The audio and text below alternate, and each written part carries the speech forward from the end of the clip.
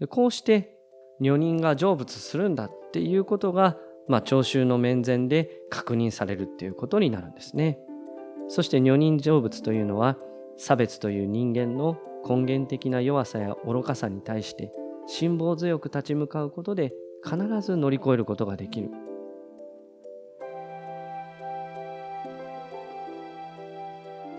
はい、皆様こんにちは。法華経の話第66回です。梅雨に入りました。すでに各地で大きな災害となっているところもあるようでございます。梅雨とは言っても大変たくさんの雨が降る場合もあるようですから、皆様十分に気をつけてお過ごしください。今回は大場だった本第12の後半部分についてお話をしていきます。前回は悪人成仏についてお話をしました。悪人が成仏する、悪人が救われることなんてあってよいのかとこう思われるかもしれません。しかし、善人だけしか救われないとなった時に、それでは真の善人などいるのかという疑問も出てくるわけですね。そうすると、悪人成仏という教えは、平等を説く法華経にとって欠かせないその教えになるわけです。この大場だった本では、大場だったという仏教における悪人を救うことで、悪人成仏の教えを示してくださっています。善人悪人とはどういったものであろうか、そういったことを考えさせられる教えでもございます。詳しくは前回の動画をご覧ください。今回は女人成仏について説かれる場面です。ではなぜ悪人と女人を並んで、悪人と女性が並んでその成仏が説かれていくのか。失礼な話ですよね。悪人と女性を並べてしまうなんて。しかし実際には女性に対する差別というものが今でもそうですが、これは大変根強くあるわけです。仏教が最初に説かれたインドにおいても、昔も今も女性に対する差別は非常に強くあります。これは社会制度の話にもなりますから、ここで詳しく述べるようなことではないのかもしれませんが、インドにおいては古来よりかなり厳密な階級社会を構成することで社会活動が行われています。そういった社会においては、大体女性に対する差別というのは強くなってしまうわけです。支配する立場と支配される立場を作るからですね。そうした社会システムの影響を仏教も受けているところが多くありまして、様々な経典の中には、どうしても女性差別と受け取れるような教えもこれはたくさんあるわけです。これは余談になってしまいますが、ちなみに日本ではこの女性に対する考え方はどうであったかというと、これにはいろいろな研究があります。無論古来より女性に対する差別というのはありました。大体昔の方が女性に対する差別は強かったというイメージがありますが、これは実情が違うようなんですね。日本は割と女性が主たる役割を果たすことに寛容的な社会であったと言われているそうです。で、これ一つに農耕社会であったからだとも言われているそうなんですね。農耕社会であると女性も積極的に外で働かなければいけません。そういう意味で女性と男性のパワーバランスが割と近いものになっていくそうなんです。ですから鎌倉時代でも夫婦で先に夫が亡くなると、その財産権は家長として長男ではなく妻が引き継ぐことができたと、こういう研究を読んだこともあります。そしてある研究では、女性が最も差別されるようになったのは明治になって西洋の文化や社会システムが入ってきたからだというようなことを読んだこともあります。つまり日本では割と近代になればなるほど女性に対する差別が深くなってしまったという、そういう実情があったようなんですね。確かに仏教の面から言っても日本で最初の出家者は女性です。ですから仏教を信じるという意味においても、鎌倉時代の女性たちは非常に主体的に、また自発的に信心をしているようなところが見受けられます。ちょっと話がだいぶ脱線してしまっているのですが、結局女性差別を含むさまざまな差別というのは、社会が強者と弱者を作って、その社会が抱える問題点などを見えなくする。そういう人間が集団となることで生まれる弱い部分、悪い部分が現れたのがこの差別であるんだろうと思っています。そして先ほども申し上げましたが、仏教もそういった社会の影響を受ける中で教えを説いていかざるを得なかったので、どうしても経典の中に女性差別を含むような表現が出てきてしまっているわけです。しかし、これを放っておいてしまってよいのかとなると、そういうわけにはいかない。ですから法華経ではこの女人成仏を説いていくことになるわけですね。では本文を見ていきます。ここではまず、智釈菩薩という菩薩様と、文殊師利菩薩という菩薩様が出てきます。まず突然に文殊師利菩薩が出現をしてきます。しかも、海の中から出現するんですね。その時文殊師利は大きさが車輪ほどもある1000枚の花弁を持った蓮華、蓮の花に座り、一緒にやってきた菩薩もまた宝の蓮華の上に座って、海底のシャガラ竜王の竜宮から出現し、そのまま空中に登って静止し、仏の御前へ至りました。すごい出現シーンですね。この海中にある竜宮からわーっと文殊師利が出現してきたわけです。で、その文殊師利菩薩に智釈菩薩は問いかけます。あなたが竜宮に出かけて供化した衆生の数は一体どれぐらいだろうか。これに対して文殊師利菩薩は、その数はあまりにも多くて計算することはできない。口で述べることはできない。心で計り知ることもできない。しばらく待ちなさい。今それを証明する者がおのずと現れてくるだろうとこう答えます。そしてそれを言い終わりは否や、海中からあまたの菩薩たちが出現して空中に静止します。そして文殊師利菩薩は智釈菩薩に、このように多くの者どもを供化したとこう語るんですね。でこれを智釈菩薩は非常に素晴らしいことであると下をもって称えます。ここまではそのいわゆる前置きみたいなものでございまして、ここからが本題に入っていくんですね。次に文殊師利菩薩は、我は海中においてただ常に妙法華経を宣説す。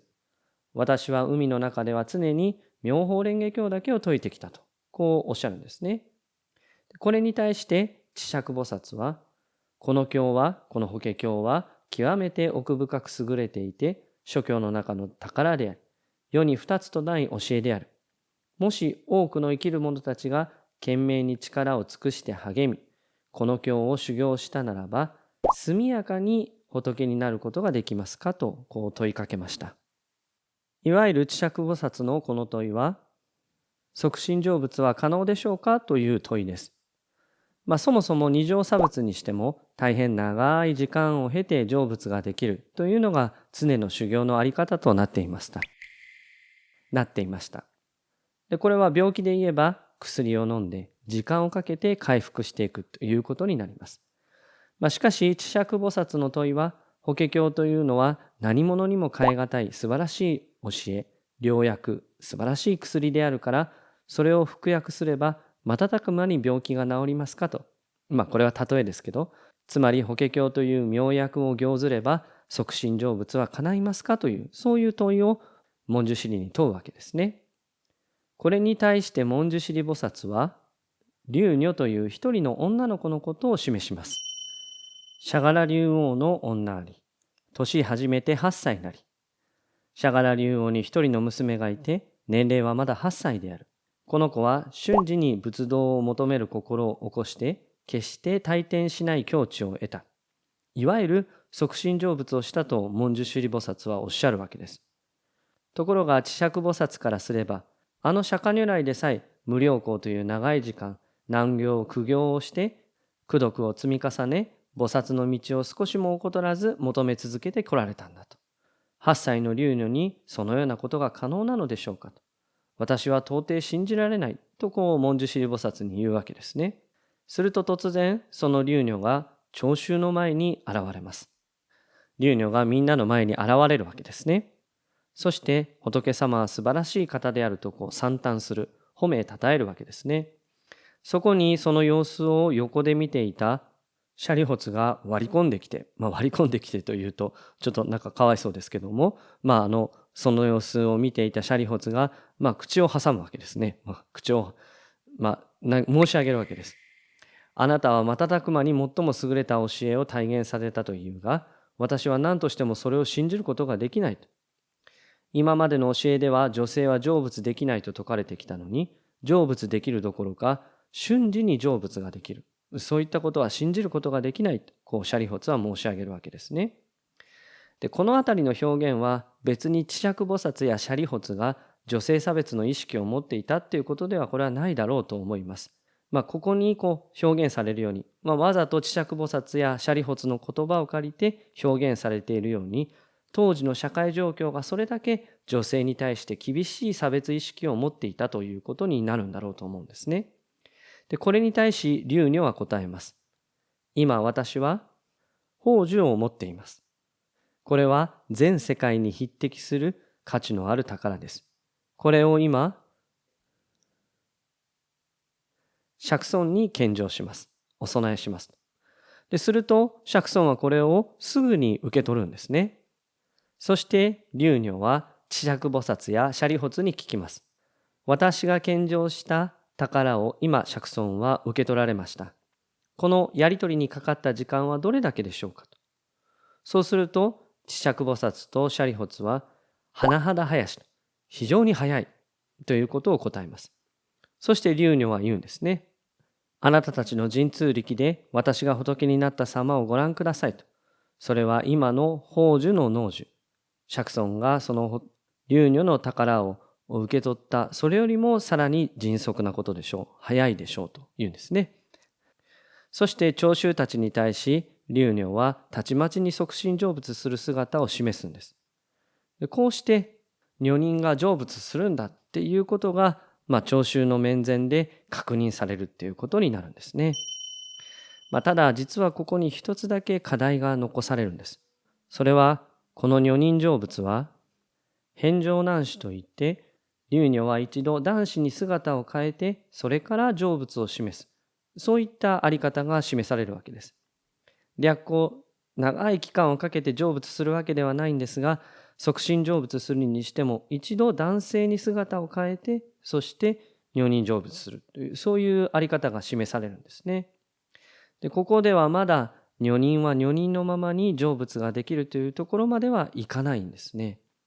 で、こう聞きますと、なんだ法華経はそこまでしか説かないのかと、こう思われるかもしれません。確かに今の私たちから見ればそう思っても仕方ないとは思います。しかし差別との戦いというのはこういったことの連続ではないかなというふうに思うんですね。理想に向けて物事がその瞬間大転換すれば良いんですが、実はなかなかそうはいかないわけです。歴史上変化がもたらされる時というのは、本当に少しずつ変化をしていきます。で、時にはまた元の状態に戻ったり、もっとひどくなってしまったりすることも多くあるわけですね。法華経にしても、末世の私たちに向けて説いているとはいえ、当時の社会状況の中で教えを説いていかなければならない、そういう制限があります。その制限の中で最大限女人成仏のあり方を示していく、そういったことをしていかなければいけなかったわけですね。ですから返上難子という形を取らざるを得なかったということになると思います。しかし、その女人成仏が、長い期間をかけて成仏していくというよりももっと素晴らしい即身成仏のあり方を示しているというのは、これはある意味女人成仏に対するその本気の姿勢というんですかね、法華経がもうこの女人を救っていこうというその本気の姿勢が現れているというふうにも思えるのではないかなと思います。そういう意味でもこの法華経は課題を残しつつも女人成仏を示してくれたということになります。そしてこの法華経での女人成仏がなければ、後に女性と仏教との関わり方というのも大きく変わっていったと思うんですね。で、この課題は後に中国の天台大師や日蓮大聖人がこの法華経への理解をさらに深めていくことで、この課題を克服していくことになるわけです。さて、題話だった本は最後に、智釈菩薩及び舍利仏と一切の衆へは黙念として真実と。以上の出来事、この女人成仏のこの今までの流れを智釈菩薩や舍利仏、すべての者たちは黙ったまま信じて受け入れましたと、こう終わるんですね。ここまでのダイナミックな説法の流れに反する形で、最後は静かに終わります。黙念として真実とあって終わっていくんですね。もうここまで来たら言葉はいらない、言葉は必要ないということだったのかもしれません。智釈菩薩や舍利仏は非常に難しい役回りを果たしてくれたんですね。智釈菩薩や舍利仏というのは非常に高位の修行者ですから、女人が成仏するということは十分に理解をしていたと思います。しかし聴衆たちにそのことを理解させるためにちゃんと質問をして、そしてその女人成仏が果たされるということを確認していくということをしていくわけですね。そして最後に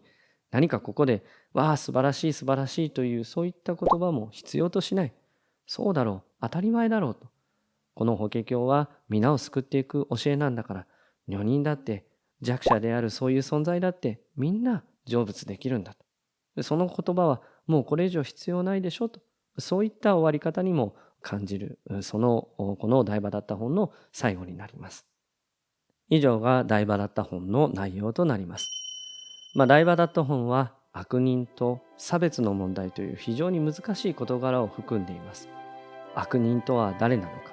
善人とは何なのか、差別はなぜなくならないのか、これらの問題に一定の答えを示してくれていることは非常に大きな意味があると思います。悪人成仏というのは立場を入れ替える、お互いがお互いを自分の中に見るということですね。お互い様じゃないかというところっていうのが誰しもあるんじゃないか。そこに目を向けていくことで、その悪人の成仏っていうその道のりも見えていくということになると思います。そして女人成仏というのは、差別という人間の根源的な弱さや愚かさに対して辛抱強く立ち向かうことで必ず乗り越えることができる、そういったそのあり方を示してくれているのではないかなというふうに思います。その他の見方ももちろんあると思います。ぜひ皆様もこの大場だった本を通して悪人や差別の問題ということについて考えていただければと思う次第でございます。次回は漢字本第13に入っていきます。本日はこれまでといたします。ご清聴いただき誠にありがとうございました。それではまた。さようなら。